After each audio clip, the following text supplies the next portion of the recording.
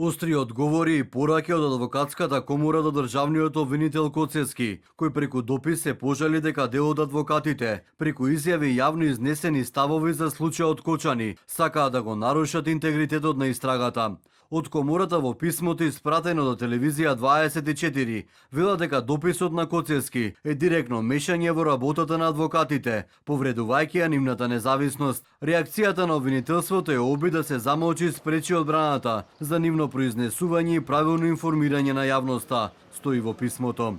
Согласно принципите на тајност на истражната постапка, адвокатите во ниту еден момент не можа, а и не преземаа било какви действија за спречување, односно одолговлекување на овој дел од кривичната постапка.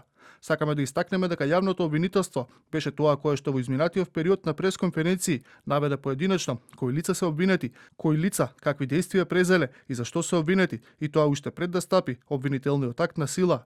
Во интерес за правилно известување на јавноста, го информираме дека адвокатите не се тие кои влијаат на времетраењето на истражната постапка, ниту пак би влијаеле на престојната судска постапка. Реакциите на обвинителството и адвокатската комора следуваат како адвокатката Сузана Анастасовска како бранител во случајот Кочани ги изнесе своите ставови во студио 10 на телевизија 24. Таа посочи дека него добила целиот доказен материјал како дел од обвинителниот акт. Државниот јавен обвинител Љупчо Коцевски во писмото до адвокатската комора напише дека адвокатката кажува невистини со цел да го наруши интегритетот на истрагата. Анастасовска пак писмото го квалификува како притисок, но и директен напад врз нејзината слобода на говор и професионална независност. На писмото на Коцевски реагираше адвокатот Звонко Давидовик. Тој во одбрана на колешката Анастасовска, но и како бранител во случајот Кочани, изјави дека обвинителството е само странка во постапката. Обвинителството според него не треба да се наметнува се става над судот и адвокатите, кажувајќи им што треба, а што не треба да зборуваат во јавноста.